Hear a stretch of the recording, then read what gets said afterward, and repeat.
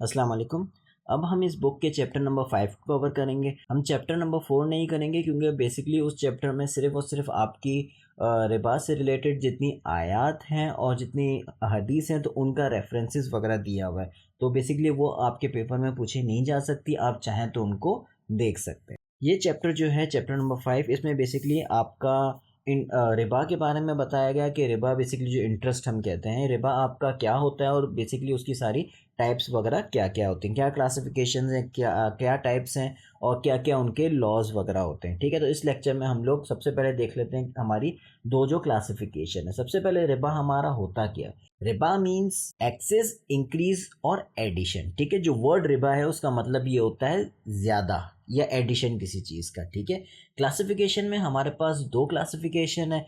एक हमारे पास होता है रिबा अन नसिया और दूसरा हमारे पास होता है रिबा अल फदल। रिबा अन नसिया जो है इसको हम रिबा अल जाहिलिया भी कहते हैं क्योंकि ये आपके डार्क एजेस से उस वक्त से है, ये शुरू से हमारे पास है। और रिबा अल कुरान भी कहते हैं क्योंकि इसका जिक्र कुरान में किया गया है। ठीक है, अब देख लेते हैं इसको डिफाइन किस तरह से करते हैं। It is defined as excess, क्योंकि रिबा का वर्ड क्या है, एक्सेस ही होता है, एडिशन होती है। Which results from pre determined interest, Sood, which a lender receives over and above the principal Russell Mal in any loan transaction. This is real and primary form of Riba. Real and primary form of Riba क्यों किया हुआ है, क्योंकि इसका जिक्र जो है वो आपके कुरान में मौजूद है। ठीक है, अच्छा इसका बेसिकली मैं ये समझा दूं आपका। बेसिकली इसका मकसद क्या है, आपके दो लोग हैं, ठीक है, ये बंदे के पास पैसे मौजूद हैं, इस बंदे के पास फिलहाल पैसे मौजूद नहीं है। ठीक है, तो ये क्या कह रहा है, ये इससे लोन कह रहा है, मुझे आप लोन दे दो कुछ अरसे के लिए। फॉर एग्जांपल आप मुझे 1 लाख रुपए दे दो, ठीक है, लोन के लिए। तो ये कहता है मैं आपको 1 लाख रुपए दे दूंगा, लेकिन 6 महीने के बाद आप जो हो वो मुझे 1,10,000 रुपये दोगे। ठीक है, तो ये जो 10,000 रुपये की अमाउंट है, ये 10,000 का जो एक्सेस है, ठीक है, ये क्या है, आपका प्री डिटरमाइंड है। ठीक है, प्री डिटरमाइंड कर रहा है वो। ठीक है, और क्या है, अबव द प्रिंसिपल, उसका प्रिंसिपल कितना था, रसल माल कितना था, 1 लाख रुपए, 1 लाख रुपए से ऊपर है, प्री डिटरमाइंड है। ठीक है, तो ये जो हमारा पार्ट है ये रिबा अन नसिया कहलाएगा। ठीक है, आगे देख लेते हैं क्या लिखा हुआ है। It refers to the additional premium, ये वो ये excess which is paid to the lender, जिसने पैसे दिया in return for his waiting as a condition for the loan. ठीक है, ये वही है जो बंदा पैसे दे रहा है, वो कह रहा है क्योंकि मुझे 6 महीने इंतज़ार करना पड़ेगा तो इसकी वजह से आप मुझे 10,000 रुपये एक्स्ट्रा दोगे। ठीक है, ये एडिशनल प्रीमियम आप मुझे दोगे।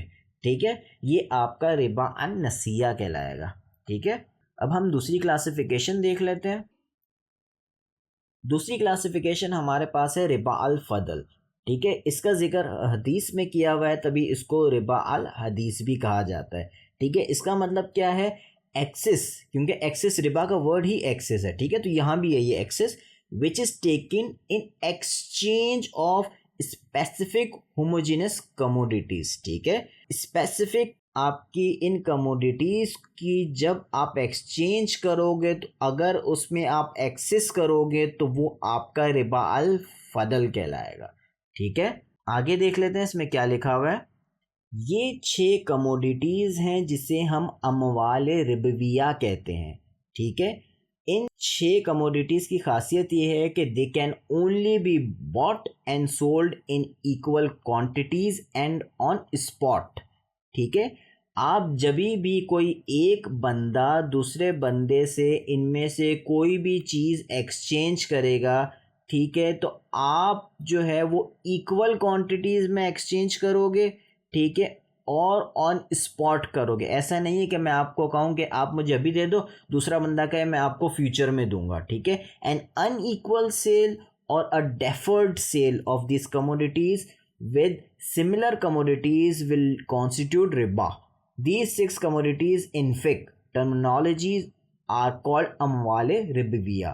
ठीक है, क्या दो कंडीशंस इन्होंने बताई हैं, ये 6 जो कमोडिटीज़ हैं आपकी, वो आपकी एक तो इक्वल क्वांटिटी में एक्सचेंज होगी जब भी एक्सचेंज होगी, और ऑन स्पॉट होगी। फ्यूचर में नहीं जाएगी, कोई इस पे फ्यूचर सेल नहीं होगी। तो इसको हम रिबा अल फदल कहते हैं। ठीक है, आपने दोनों में फ़र्क देख लिया। ठीक है, रिबा अल कुरान जो हमारे पास पहले था उसमें क्या था, वो बेसिकली एक लोन की ट्रांजैक्शन थी जिसमें एक बंदा दूसरे से एक्सेस मांग रहा था।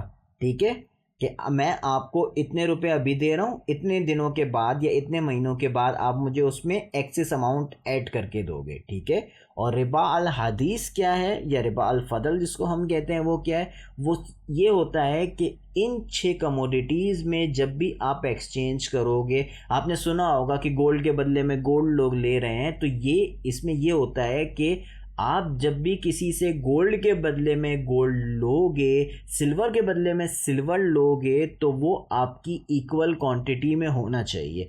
जैसे फॉर एग्जांपल अक्सर लोगों को आपने देखा होगा कहते हैं पुराने गोल्ड के बदले में थोड़ा सा नया गोल्ड मिल जाए, तो ये आपका रिबा अल फदल कहलाता है। ठीक है, ये नया गोल्ड पुराना गोल्ड कुछ नहीं होता। ठीक है, अगर आप गोल्ड में डीलिंग कर रहे हो, अगर आप वीट में डीलिंग कर रहे हो, डेट्स में डीलिंग कर रहे हो, इनमें से किसी में भी डीलिंग कर रहे हो, तो आपको इक्वल क्वांटिटी में हर सूरत में डील करना है। क्वांटिटीज़ आपकी इक्वल होगी और सेल जो है वो उसी वक्त ऑन स्पॉट होगी। ठीक है, तो ये हमारी 2 क्लासिफिकेशंस थी रिबा की। ठीक है, अगले लेक्चर में इंशाल्लाह हम इसके कुछ लॉज देखेंगे।